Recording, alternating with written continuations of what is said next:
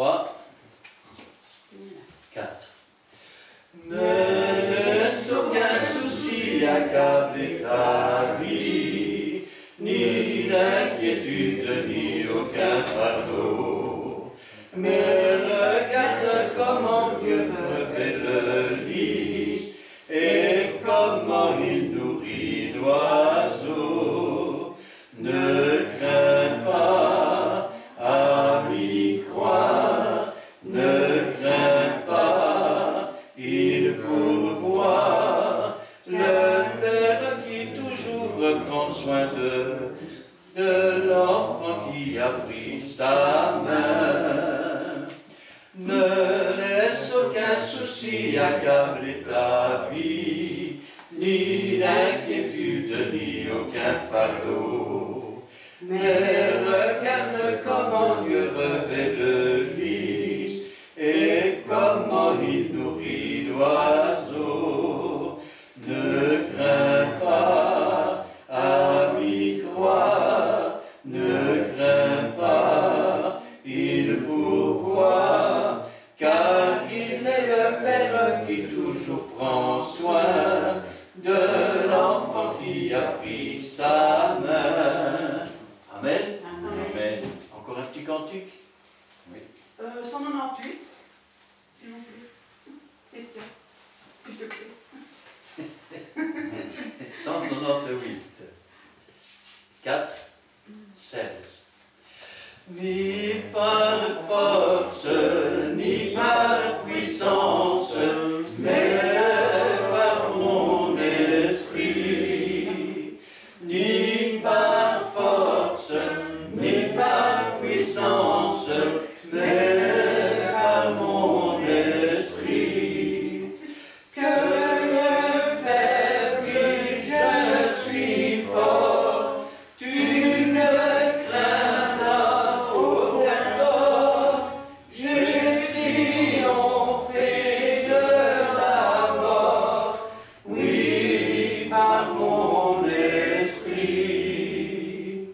Ni par force, ni par puissance, mais par mon esprit. Ni par force, ni par puissance, mais par mon esprit. Que le faible, je suis fort, tu ne craindras aucun tort.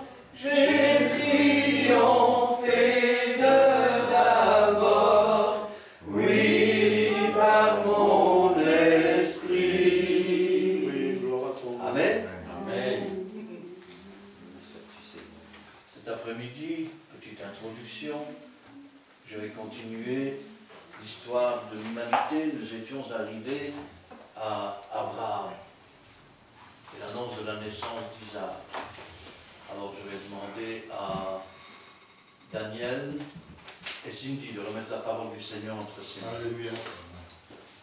Te bénissons, nous te rendons gloire au Père éternel. Ah oui, Seigneur. Dieu d'Abraham, d'Isaac et de Jacob, c'est encore une joie d'être dans ta maison. Ah oui, Seigneur. C'est encore une joie d'être là, dans ton église, Seigneur. Non pas l'église bâtiment, mais l'église organique. Et nous te demandons encore, Seigneur, ta bénédiction pour nos assemblées qui sont en train de réouvrir petit à petit, Seigneur. Et nous les remettons au trône de ta grâce. Tu bénis ta parole. Seigneur, donne à ton serviteur, Seigneur, une bouche ouverte. Une langue, Seigneur, qui va porter, Seigneur, ta gloire au travers de ta parole. Seigneur, une langue qui va porter, Seigneur, ta bénédiction et aussi ta connaissance. Même si celle-ci est historique, elle a quelque chose à nous apporter, parce que ta parole est la vérité. Alors merci, Seigneur. Bénis-nous chacun. Ouvre nos cœurs, nos pensées, ouvre nos oreilles spirituelles, parce que nous soyons attentifs à ta parole. Seigneur, que nous puissions non seulement la recevoir, la récolter, mais aussi la manger, comme ce pain de tous les jours. Tu nous bénis chacun, bénis les absents, ceux qui n'ont pas encore arrivé, nous l'espérons, Père, Et nous te demandons, Père, c'est que ton esprit agisse avec puissance, avec amour, avec bonté. Seigneur, avec le sang de Jésus, afin que nous soyons forts pour la seule gloire du nom de Jésus-Christ, au Père. Amen. Amen. Merci Seigneur, que le soir, nous t'avons cet après-midi. Tu bénisses Jésus, Père. Tu bénisses Jésus. Donne-nous de bien faire, Seigneur. Merci Seigneur.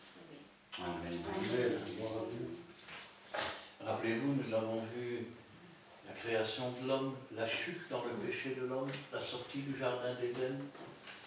Nous avons vu le premier meurtre. Nous avons vu aussi le déluge. Après le déluge, nous avons vu Babel. Puis nous avons commencé à parler d'Abraham, qui s'appelait au départ Abraham. Au chapitre 17 de la Genèse, Dieu va lui apparaître. Et il va lui dire, entre autres, il va instaurer une nouvelle alliance. C'est l'alliance de la circoncision. Gloire à Dieu.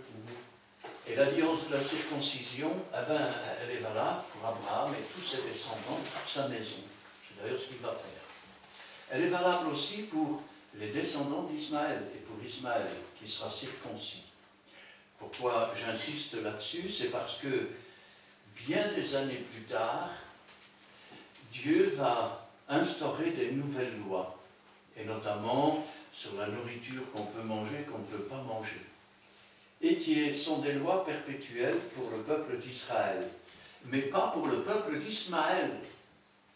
Ça veut dire que les Ismaéliens doivent être circoncis, mais ils peuvent manger du porc comme nous. En dehors de la circoncision, ils sont toujours sous la loi de Noé.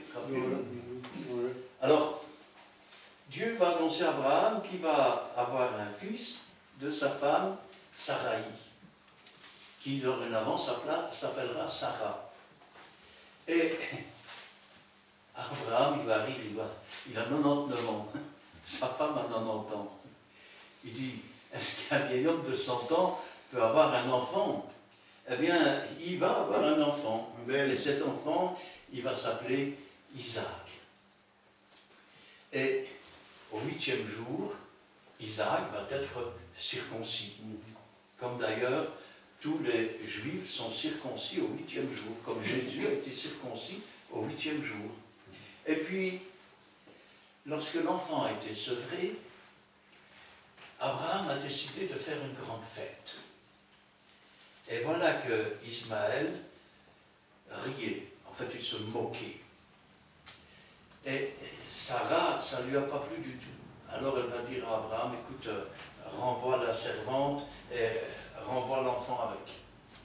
Abraham est fâché, il ne veut pas. Mais Dieu va lui dire, fais ce qu'elle t'a dit. De toute façon, je serai avec l'enfant, il deviendra une grande nation. Ainsi, Agar va partir dans le désert avec Ismaël. Et puis, à un moment donné, elle va le laisser sous un arbre, parce qu'il n'y a pas d'eau. Et elle va s'éloigner, je vais dire, de la longueur d'une flèche, pour ne pas le voir mourir.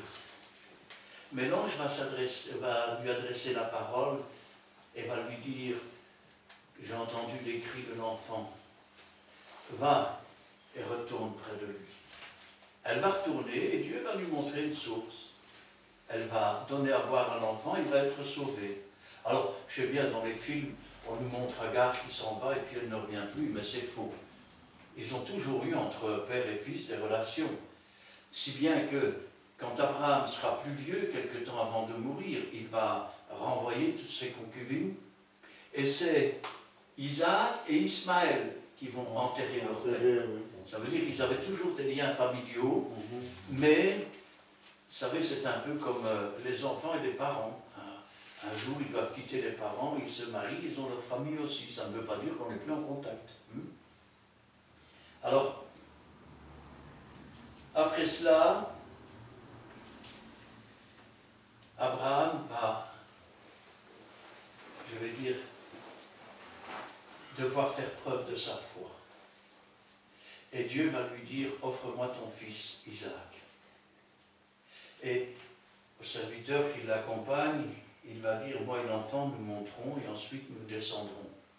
Pourquoi dit-il ça alors qu'il sait qu'il va offrir Isaac en sacrifice, c'est parce qu'il croyait que Dieu est puissant pour ressusciter les morts. Et arrivé là-haut, eh ben, il s'apprête à offrir son fils en sacrifice. Le fils, il dit, je vois le bois, je vois le couteau, mais où est l'Holocauste, hein? Alors c'est lui l'Holocauste. Et au moment où il va lever la main pour la porter sur l'enfant, Dieu va lui dire, ne porte pas la main sur l'enfant, car je vois que tu me crains.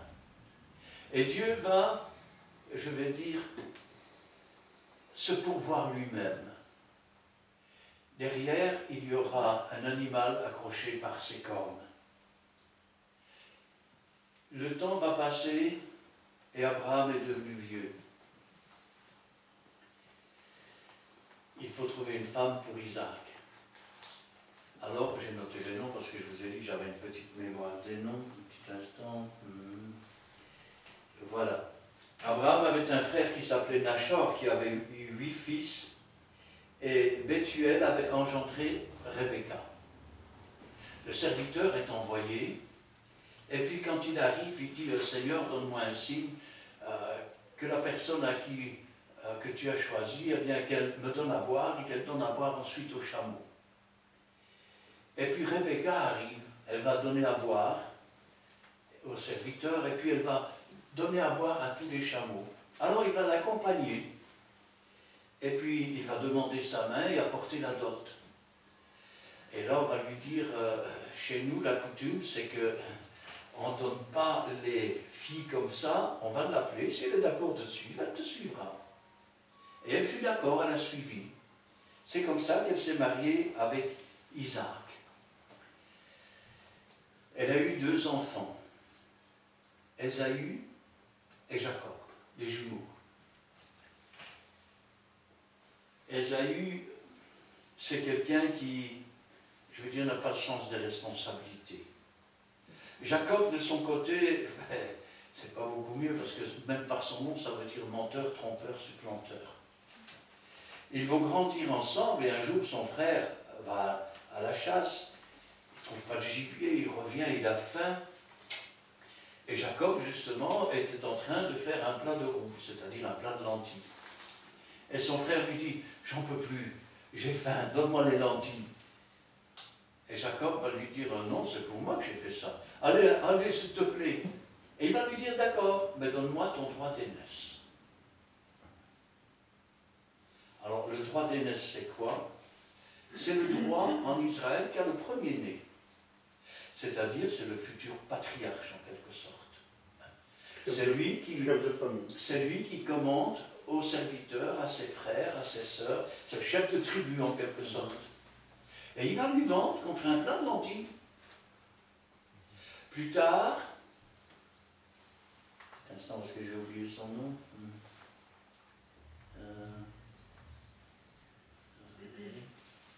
Un petit instant. Plus tard, Isaac devient plus vieux et il est aveugle. Et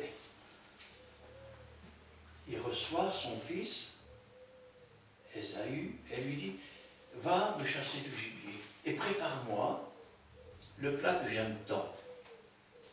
Mais voilà, sa mère Rebecca, elle avait reçu une prophétie.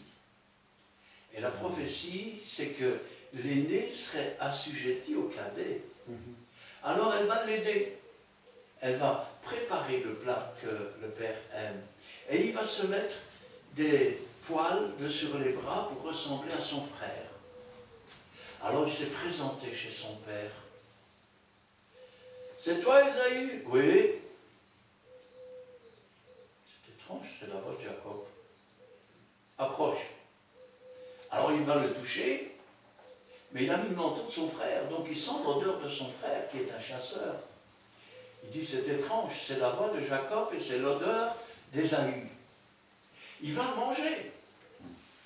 Et puis, une fois qu'il aura mangé, il va donner la bénédiction à Jacob. Vous savez, c'est une belle prophétie en quelque sorte, parce que quand nous nous présentons, nous sommes des anciens Jacob, menteurs, trompeurs, supplanteurs. Nous avons revêtu Christ.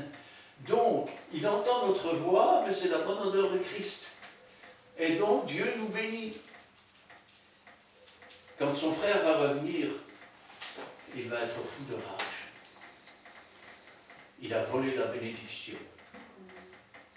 Alors son père, il va lui dire, ben écoute, va chez mes parents, là-bas, chez Laban, et puis trouve-toi une femme là-bas, parmi les nôtres.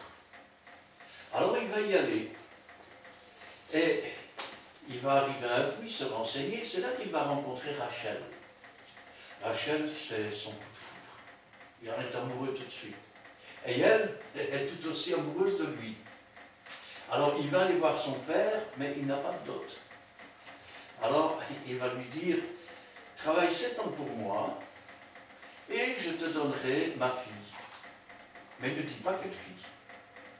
Et Jacob va travailler pendant 7 ans. Le monteur, trompeur, supplanteur a été trompé de la même manière.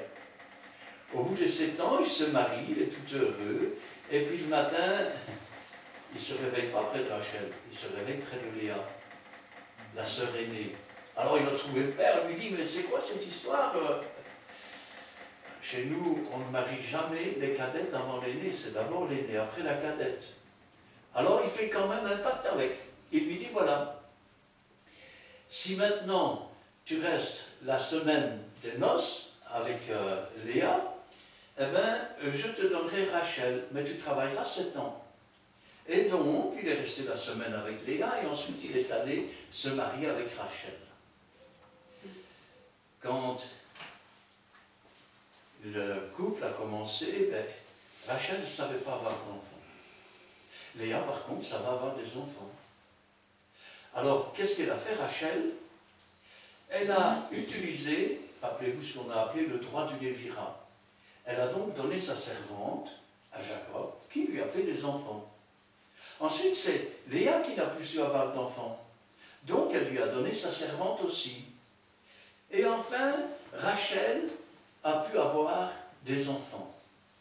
Le premier qui naquit, c'était Joseph.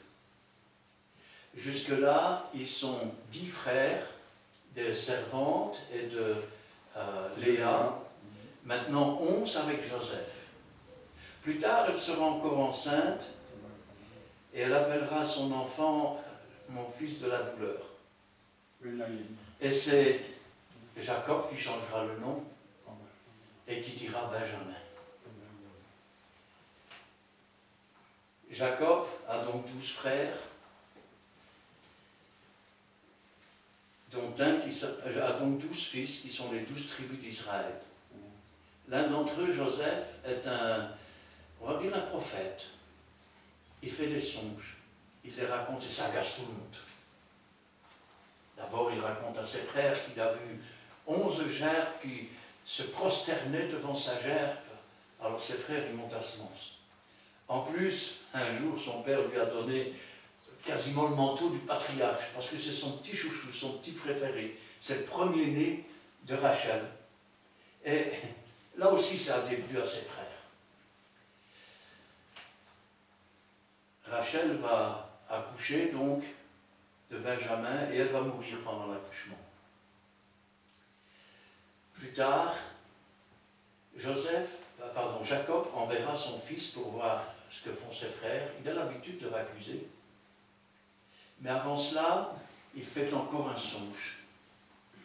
Il voit la lune, le soleil, 11 étoiles, qui se prosternent devant lui.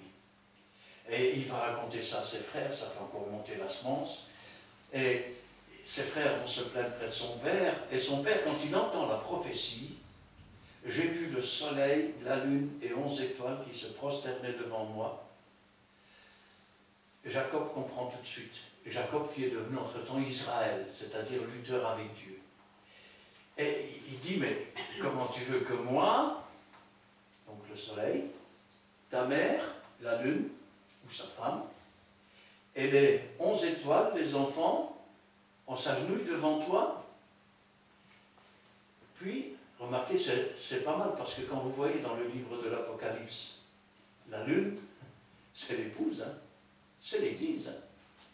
Quand vous voyez cette image avec une femme qui enfante un fils, c'est Israël. C'est d'Israël que sort l'enfant qui sauve le monde. Et elle est sur la lune. La lune, c'est l'Église. C'est pour ça qu'elle se sauve dans le désert après. Et donc, Joseph va voir ses frères, ce qu'ils font. Et là, il l'attrape, il le jette dans un puits. Ruben met halte là parce qu'ils veulent le tuer carrément. À partir de ce jour-là, d'ailleurs, il ne restera plus avec ses frères. Il va se mettre à part.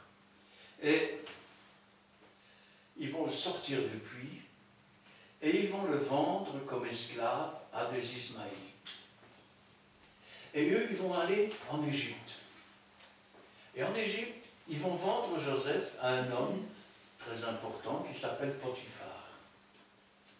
Et Potiphar va très vite voir que c'est un homme qui a du potentiel, qui s'est dirigé, donc il va l'élever dans sa maison. Mais la femme de Potiphar est une femme de mœurs légères. Alors elle va essayer de l'attirer, mais lui n'en veut pas. Et comme il se refuse à elle, un soir, il va se sauver, elle va arracher son vêtement. Et elle va se plaindre, on va dire, d'harcèlement sexuel. Du coup, le maître, il sait bien que ce n'est pas vrai, que Joseph n'aurait pas fait ça, mais il ne peut pas laisser ça comme ça. Donc, il va le faire jeter en prison. Et Joseph va rester près de 17 ans en prison. Et dans cette prison, il prie Dieu. Dans cette prison, au bout d'un certain temps, il va rencontrer 2 serviteurs de Pharaon qui ont été jetés en prison aussi pour malversation. L'un d'entre eux est un panetier, c'est-à-dire c'est lui qui fait le pain de Pharaon, et l'autre, c'est un échanson, c'est lui qui apporte les coupes de vin à Pharaon. Et au bout d'un certain temps, ils font un rêve.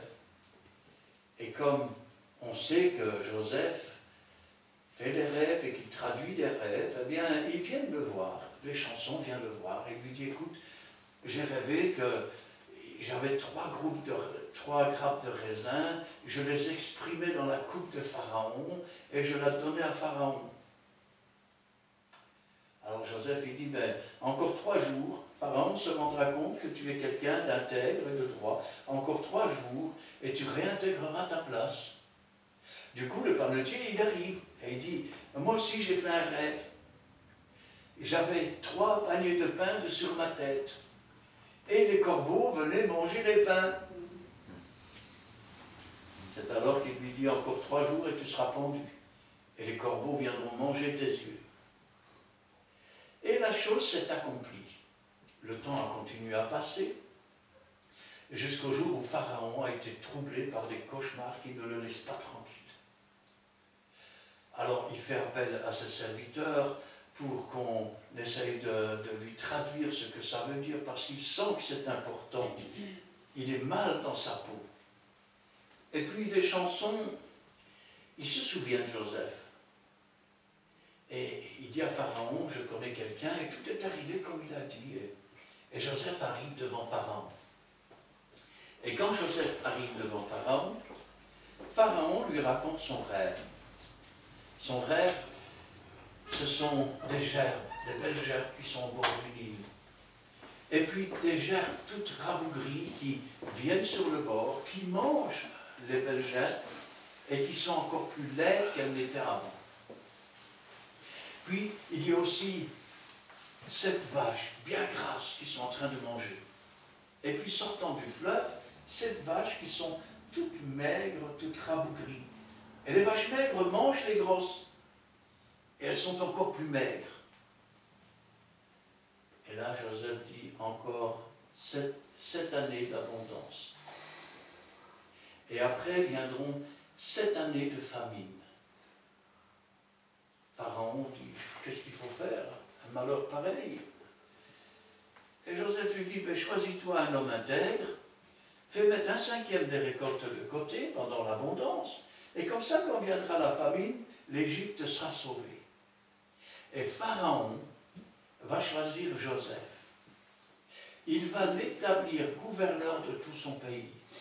Et pas une chose ne se faisait sans son autorisation. C'est pour ça qu'il est dit dans la Bible que Joseph était père de Pharaon. Et j'arrête là mon récit. La suite, ce sera probablement pour mercredi. Amen. Amen. Nous allons prier.